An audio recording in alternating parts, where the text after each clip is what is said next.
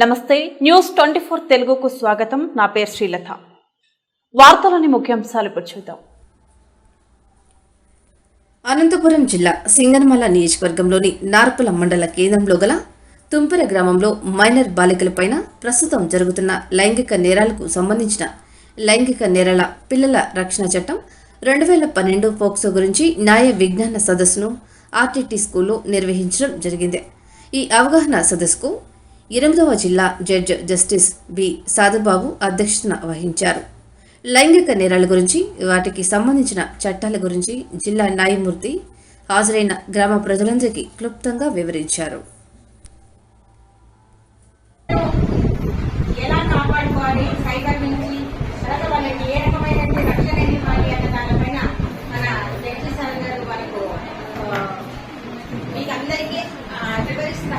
So ఈ కార్యక్రమాన్ని తీసుకుని అందరికీ తెలియజేయాల్సిందిగా నేను సార్ గారిని కోరుతున్నాను.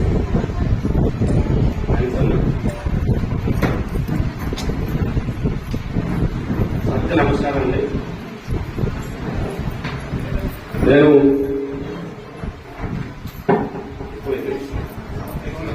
8వ అక్రమ్ జిల్లా జడ్జి అనంతపురం. ఇప్పుడు ఎంతో మిమ్మల్ని అందరినీ కొంచెం వంటలు చేసుకొని వచ్చారా, ఏం చేసుకోవాలా? చేసుకొని వచ్చారా? మిమ్మల్ని ఎండలో కూర్చోబెట్టామని చెప్పేసి ఈ టైంలో ఇక్కడ తీసుకొచ్చి అనుకోమాకండి. మీరు ఇదేంటంటే ఈ కార్యక్రమం మన కోసం, మన పిల్లల కోసం, సమాజం కోసం ఏర్పాటు చేసిన కార్యక్రమం ఇది. లైంగిక నేరాలు బాగా పెరిగిపోతా ఉన్నాయి.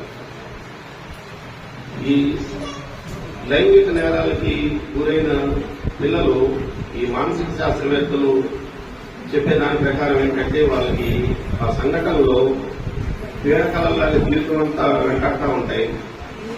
వాళ్ళు ఏంటంటే వాటిని మర్చిపోలేరు. సమాజం అంటే వాళ్ళకి భయము, అసహ్యము, కోపము, కసి పెరిగిపోతుంది. వాళ్ళు ముభావంగా ఉంటారు. పర్యవసనంగా తర్వాత ఏమైపోతారంటే నేరస్తులుగా తయారవుతూ ఉంటారు వాళ్ళు. అదేంటంటే ఆ ప్రభావం మళ్ళీ సమాజం మీద పడుతుంది, మనందరం భరించాల్సి ఉంటుంది.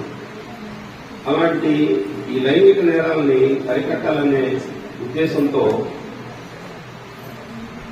మన ప్రభుత్వం చట్టం తీసుకొని వచ్చింది. అదే పోక్సో యాక్ట్ అంటారు దాన్ని. ఆ యాక్ట్ ప్రకారం ఏంటంటే 18 సంవత్సరాల లోపు ఉన్న వాళ్ళందరూ కూడా పిల్లలుగానే భావించమని చెప్పి చెప్తుంది యాక్ట్. ఇప్పుడు మనం ఏంటంటే ఈ లైంగిక నేరాలకు పాల్పడే వాళ్ళు ఏంటంటే పిల్లలే కదా, వీళ్ళు ఏం చేసినా బయట పెట్టరు, పెద్దగా ఎవరికి తెలియదు సమాజానికి అని చెప్పి ధైర్యంగా నేరాలకు పాల్పడుతూ ఉంటారు. ఈ చట్టం గురించి తెలిస్తే నేరం చేయాలనే ఆలోచన కాదు కదా, అసలు పిల్లలను చూస్తేనే భయం వేస్తుంది. అంత కఠినమైన చట్టం అసలు అది. చాలా కఠినమైన శిక్షలు, చాలా ప్రమాదకరమైన చట్టం అది. ఎంత కఠినంగా ఉంటుందంటే చట్టం అది, ఇప్పుడు మనం పిల్లల్ని చెడు ఉద్దేశంతో ముట్టుకుంటే చాలు 3 సంవత్సరాలకు తక్కువ కాకుండా జైల్లో ఉండాల్సి వస్తుంది. అంటే వాళ్ళేం చేయాల్సిన అవసరం లేదు. చెడు ఉద్దేశంతో టచ్ చేస్తే చాలు 3 సంవత్సరాలు అంటే ఎంత? 3 సంవత్సరాలు లోపు శిక్ష కానీ జడ్జిలకు కూడా పోవలేదు. అది అలా ముట్టుకున్నాడని చెప్పి రుజువైందంటే మినిమం 3 సంవత్సరాలు పైన చేయలేయాల్సింది. ఏం చేయాల్సిన అవసరం లేదు. చెడు ఉద్దేశంతో ముట్టుకుంటే చాలు. అంత ప్రమాదకరమైన చట్టం అది. అది ఈ 3 సంవత్సరాలు తక్కువ కాకుండా శిక్ష దగ్గర నుంచి మరణ శిక్ష వరకు ఉన్నాయి ఆ చట్టంలో. అంటే ఈ నేరం తీవ్రతను బట్టి శిక్షలు కూడా పెరుగుతూ ఉంటాయి. శిక్షలు ఎంత ఉంటాయంటే కొన్ని నేరాలకైతే 20 సంవత్సరాలకి తక్కువ శిక్ష కానీ జడ్జి కూడా 20 సంవత్సరాల లోపు శిక్ష చేసే జడ్జి కూడా ఉండదు. కంపల్సరీగా 20 సంవత్సరాల పైన చేయలేయాల్సిందే.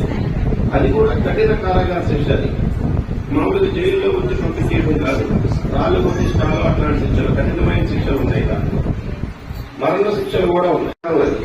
అంటే ఇప్పుడు మనం మన పిల్లలకి ఏమైనా జరిగిందని చెప్పేసి పోలీసు రిపోర్ట్ ఇస్తే మనం పొరుగు పోయిద్దేమో, మన కుటుంబం పొరుగు పోయిద్దేమో అని చెప్పి ఆలోచించాల్సిన అవసరం లేదు. ఎందుకంటే మన గురించి అసలు ఎవరికి చెప్పకూడదు, పోలీసులు చెప్పకూడదు, కోర్టులు చెప్పవు, ఏముండవు.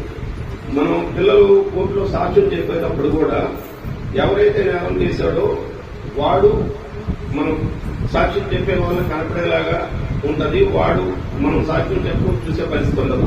వాళ్ళ ప్లేటర్ అయితే వింటాడు ఏం చెప్తున్నాం మనం అనేటటువంటిది. అంటే వాళ్ళని చూసి మళ్ళీ పిల్లలు భయపడి సాక్ష్యం చెప్పకుండా ఉండకుండా ఉండడం కోసం అని చెప్పేసి సాక్ష్యం చెప్పేలాగా ధైర్యంగా ఆ వెసులుబాటు కూడా ఆ చట్టంలో కల్పించారు. ఇప్పుడు పిల్లలంటే ఇప్పుడు మనం చూస్తానే ఉన్నాం. మనం ఈ నేరాలని అరికట్టాల్సిన బాధ్యత సమాజంలో ఉన్న వాళ్ళగా మన మీద కూడా ఉంది. కాబట్టి మనం చేయాల్సింది ఏంటంటే పిల్లల్లో ధైర్యం నింపాలి. ఈ చెడు ఉద్దేశంతో ముట్టుకుంటున్నారా, మనల్ని మంచి ఉద్దేశంతో ముట్టుకుంటున్నారా అనేటటువంటిది వాళ్ళకి తెలియజెప్పాల్సిన బాధ్యత మన మీదే ఉంటుంది. ఏంటంటే ఇప్పుడు టీచర్లు కానీ మనందరాన్ని కాదు, కొంతమంది తెలిసి మనందరం కూడా తెలుసవి. అలాంటి వాళ్ళని ముందే గుర్తుపట్టి దూరంగా ఉండేలాగా పిల్లలకు మనం తయారు చేసుకోవాలి. వాళ్ళకి కొన్ని చెప్పకూడని అంశాలు అనేటువంటిది ఏం అవసరం లేదు. మనం పిల్లలకి మనం చెప్పాల్సింది ఎవరు చెప్పరు వాళ్ళకి. కాబట్టి ఆ బాధ్యత మనమే తీసుకోవాలి. ఇప్పుడు కొన్ని సంఘటనలు చూస్తా ఉన్నాం. మనం చిన్నపిల్లలు అంటే నెలల పిల్లల్ని కూడా తీసుకొని వెళ్ళిపోయి చెక్ చేస్తున్నారు. అలాంటి